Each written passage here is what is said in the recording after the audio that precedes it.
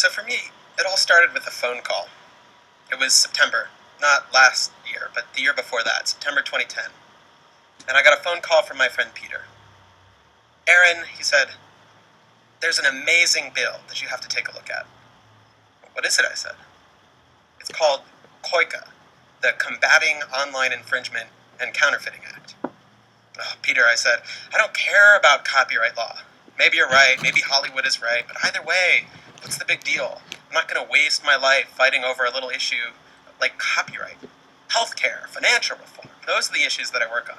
Not something obscure like copyright law. I could hear Peter grumbling in the background. Look, I don't have time to argue with you, he said, but it doesn't matter for right now, because this isn't a bill about copyright. It's not? No, he said. It's a bill about the freedom to connect. Now I was listening. Peter explained what you've all probably long since learned, that this bill would let the government devise a list of websites that Americans weren't allowed to visit. On the next day, I came up with lots of ways to try to explain this to people. I said it was a great firewall of America.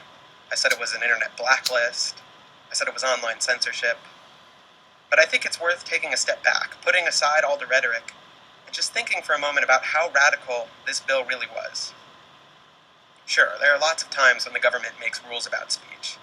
If you slander a private figure, if you buy a television ad that lies to people, if you have a wild party that plays booming music all night, in all these cases the government can come stop you.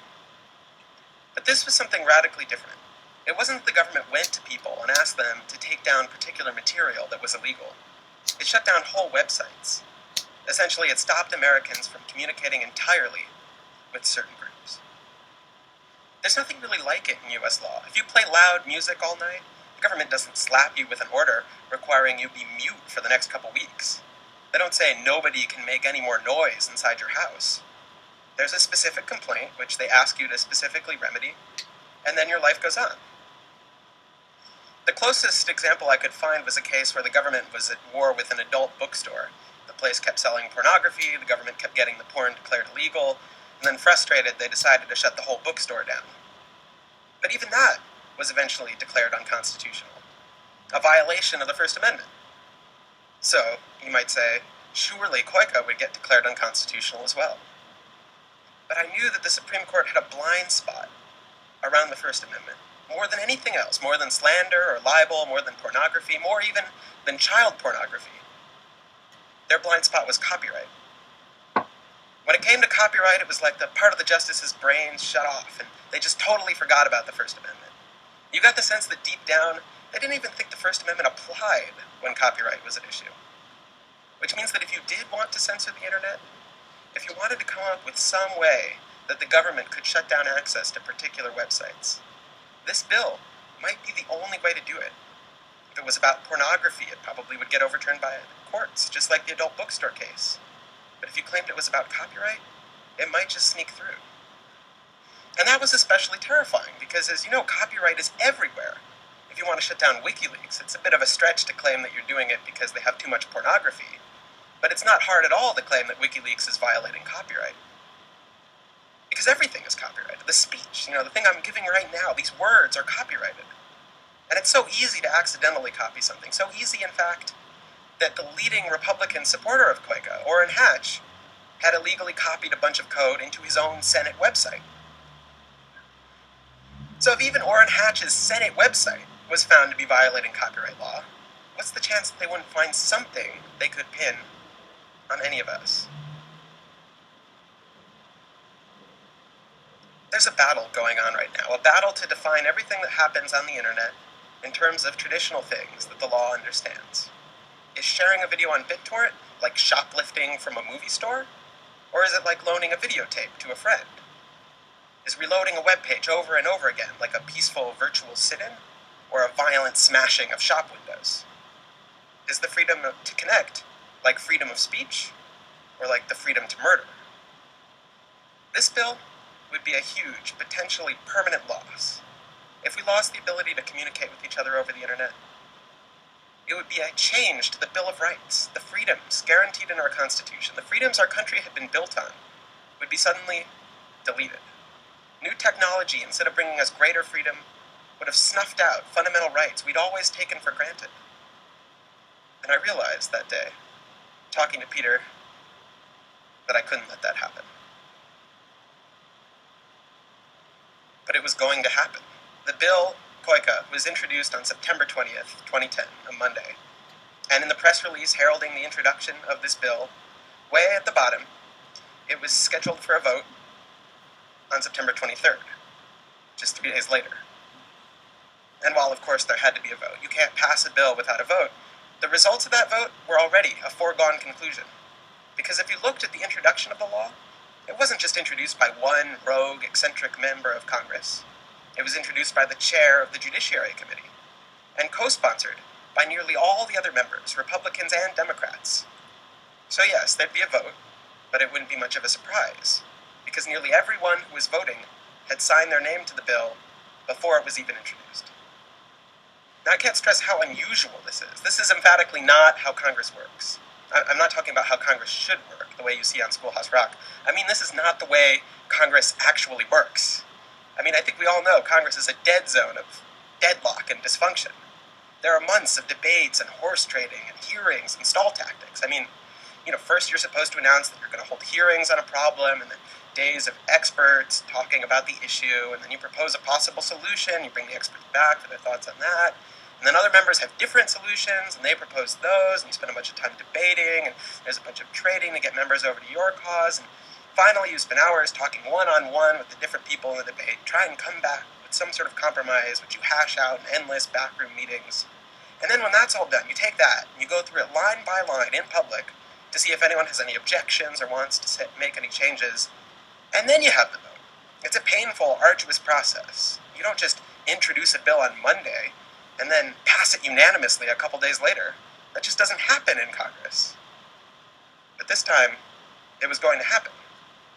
And it wasn't because there were no disagreements on the issue. There are always disagreements. Some senators thought the bill was much too weak and needed to be stronger.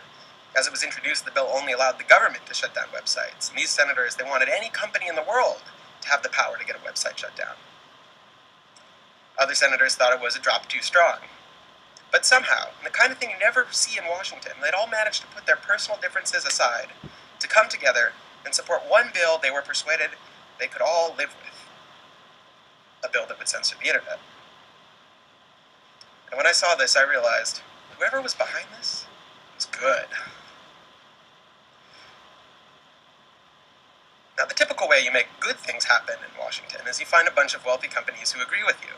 Social Security didn't get passed because some brave politicians decided their good conscience couldn't possibly let old people die starving in the streets. I mean, are you kidding me?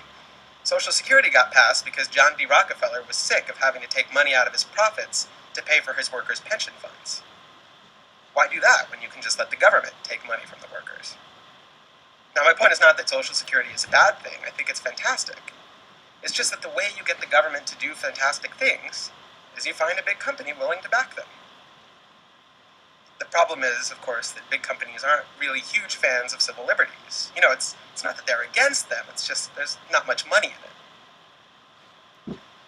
Now, if you've been reading the press, you probably didn't hear this part of the story. As Hollywood has been telling it, the great good copyright bill they were pushing was stopped by the evil internet companies who make millions of dollars off of copyright infringement.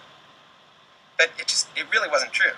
I mean, I was in the meetings with the internet companies, actually, probably all here today, and, if all their profits depended on copyright infringement, they would have put a lot more money into changing copyright law. The fact is, the big internet companies, they would do just fine if this bill passed. I mean, they wouldn't be thrilled about it, but I doubt they would even have a noticeable dip in their stock price. So they were against it, but they were against it like the rest of us on grounds primarily of principle. And principle doesn't have a lot of money in the budget to spend on lobbyists. So they were practical about it. Look, they said, this bill is going to pass. In fact, it's probably going to pass unanimously. As much as we try, this is not a train we're going to be able to stop. So we're not going to support it. Couldn't support it, but in opposition, let's just try and make it better. So that was the strategy, lobby to make the bill better. They had lists of changes that would make the bill less obnoxious or less expensive for them or whatever, but the fact remained, at the end of the day, it was going to be a bill that was going to censor the internet, and there was nothing we could do to stop it. So I did what you always do when You're a little guy facing a terrible future with long odds and little hope of success. I started an online petition.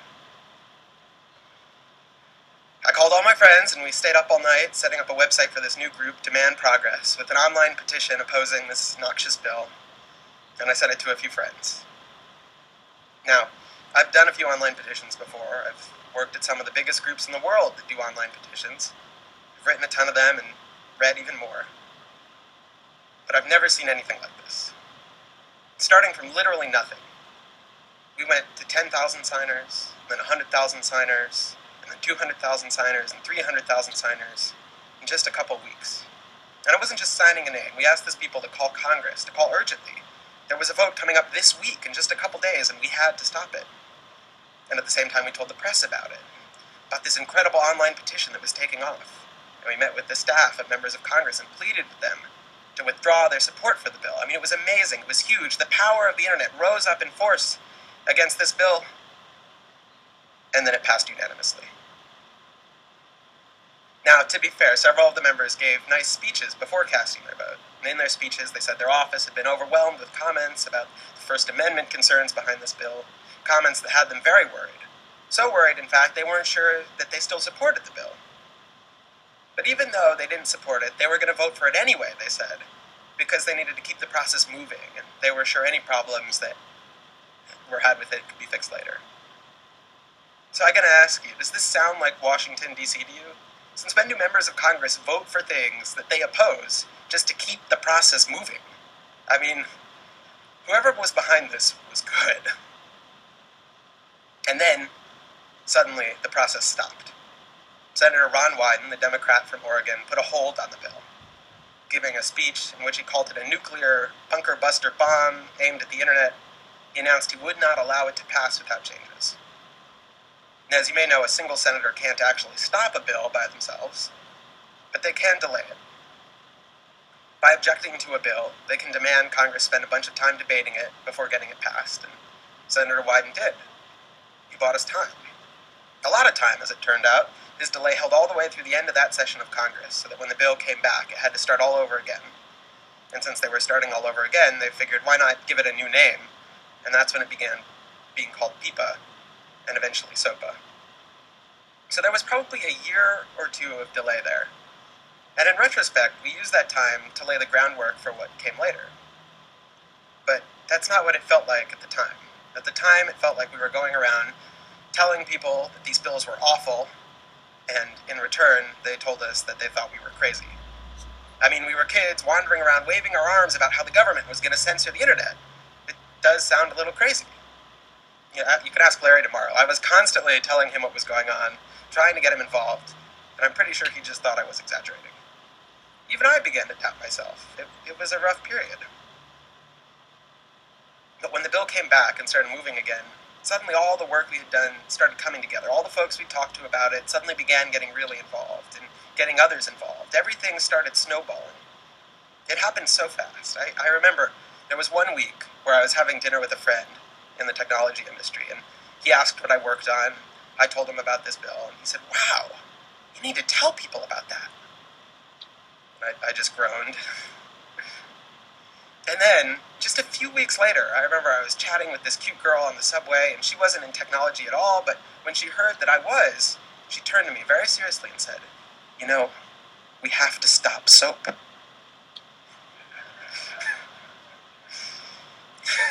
So progress, right? But I think that story illustrates what happened during those couple weeks, because the reason we won wasn't because I was working on it, or Reddit was working on it, or Google was working on it, or Tumblr, or any other particular person. It was because there was this enormous mental shift in our industry. Everyone was thinking of ways they could help, often really clever, ingenious ways. People made videos, they made infographics, they started PACs, they designed ads, they bought billboards, they wrote news stories, they held meetings. Everybody saw it as their responsibility to help. I remember at one point during this period, I held a meeting with a bunch of startups in New York, trying to encourage everyone to get involved. And I felt a bit like I was hosting one of these Clinton Global Initiative meetings, where I got to turn every startup founder in the room and be like, "What are you going to do? What are you going to do?" And everyone was trying to one-up each other. If there was one day the shift crystallized, I think it was the day of the hearings on SOPA in the House, the day we got that phrase, "It's no longer okay not to understand how the internet works." There was just something about watching those clueless members of Congress debate the bill, watching them insist they could regulate the internet and a bunch of nerds couldn't possibly stop them. They really brought it home for people that this was happening, that Congress was going to break the internet, and it just didn't care. I remember when this moment first hit me. I was at an event and I was talking and I got introduced to a U.S. Senator, one of the strongest proponents of the original COICA bill, in fact. And I asked him why, despite being such a progressive, despite giving a speech in favor of civil liberties, why he was supporting a bill that would censor the internet. And that typical politician smile he had suddenly faded from his face, and his eyes started burning this fiery red. And he started shouting at me. He said, "Those people on the internet, they think they can get away with anything. They think they can just put anything up there, and there's nothing we can do to stop them. They put up everything. They put up our nuclear missiles, and they just laugh at us. Well, we're going to show them. There's got to be laws on the internet. It's got to be under control." Now, as far as I know, nobody has ever put up the U.S.'s nuclear missiles on the internet. I mean, it's not something I've heard about. But that's sort of the point. He wasn't having a rational concern, right? It was this irrational fear that things were out of control. Here was this man, a United States senator, and those people on the internet, they were just mocking him. They had to be brought under control. Things had to be under control. And I think that was the attitude of Congress. And just seeing that fire in that senator's eyes scared me. I think those hearings scared a lot of people. They saw this wasn't the attitude of a thoughtful government trying to resolve trade-offs in order to best represent its citizens. It was more like the attitude of a tyrant. And so the citizens fought back. The wheels came off the bus pretty quickly after that hearing. First, the Republican senators pulled out, and then the White House issued a statement opposing the bill. And then the Democrats, left all alone out there, announced they were putting the bill on hold so they could have a few further discussions before the official vote. And that was when, as hard as it was for me to believe, after all this, we had won. The thing that everyone said was impossible, that some of the biggest companies in the world had written off as kind of a pipe dream, had happened. We did it. We won. And then we started rubbing it in. You all know what happened next. Wikipedia went black, Reddit went black, Craigslist went black, the phone lines on Capitol Hill flat out melted. Members of Congress started rushing to issue statements retracting their support for the bill that they were promoting just a couple days ago. It was just ridiculous. I mean, there's a chart from the time that captures it pretty well. It says something like January 14th on one side. It has this big, long list of names supporting the bill, and then just a few lonely people opposing it. And then on the other side, it says January 15th. And now it's totally reversed. Everyone is opposing it. Just a few lonely names still hanging on in support. I mean, this really was unprecedented. Don't take my word for it, but ask former Senator Chris Dodd, now the chief lobbyist for Hollywood. He admitted, after he lost, that he had masterminded the whole evil plan. And he told the New York Times he'd never seen anything like it during his many years in Congress. And everyone I've spoken to agrees. The people rose up and they caused a sea change in Washington. Not the press, which refused to cover the story. Just coincidentally, their parent companies all happened to be lobbying for the bill. Not the politicians, who were pretty much unanimously in favor of it. And not the companies who had all but given up trying to stop it, and decided it was inevitable. It was really stopped by the people. The people themselves. They killed the bill dead. So dead that when members of Congress propose something now that even touches the internet, they have to give a long speech beforehand about how it is definitely not like SOPA. So dead that when you ask congressional staffers about it, they groan and shake their heads like it's all a bad dream they're trying really hard to forget. So dead that it's kind of hard to believe this story. Hard to remember how close it all came to actually passing. Hard to remember how this could have gone any other way. But it wasn't a dream or a nightmare. It was all very real. And it will happen again. Sure, it will have yet another name, and maybe a different excuse, and probably do its damage in a different way. But make no mistake, the enemies of the freedom to connect have not disappeared. The fire in those politicians' eyes hasn't been put out. There are a lot of people, a lot of powerful people, who want to clamp down on the internet. To be honest, there aren't a whole lot who have a vested interest in protecting it from all of that. Even some of the biggest companies, some of the biggest internet companies, to put it frankly, would benefit from a world in which their little competitors could get censored. We can't let that happen. Now, I've told this as a personal story, partly because I think big stories like this one are just more interesting at human scale. The director J.D. Walsh says good stories should be like the poster for Transformers. There's a huge evil robot on the left side of the poster, and a huge big army on the right side of the poster. And then in the middle, at the bottom, it's just a small family trapped in the middle. Big stories need human stakes. But mostly it's a personal story because I didn't have time to research any other part of it. But that's kind of the point. We won this fight because everyone made themselves the hero of their own story. Everyone took it as their job to save this crucial freedom. They threw themselves into it. They did whatever they could think of to do. They didn't stop to ask anyone for permission. You remember how Hacker News readers spontaneously organized this boycott of GoDaddy over their support of SOPA? Nobody told them they could do that. A few people even thought it was a bad idea. It didn't matter. The senators were right. The internet really is out of control. But if we forget that, if we let Hollywood rewrite the story so it was just big company Google who stopped the bill, if we let them persuade us we didn't actually make a difference, if we start seeing it as someone else's responsibility to do this work, and it's our job just to go home and pop some popcorn and curl up on the couch to watch Transformers, well then next time, they might just win. Let's not let that happen.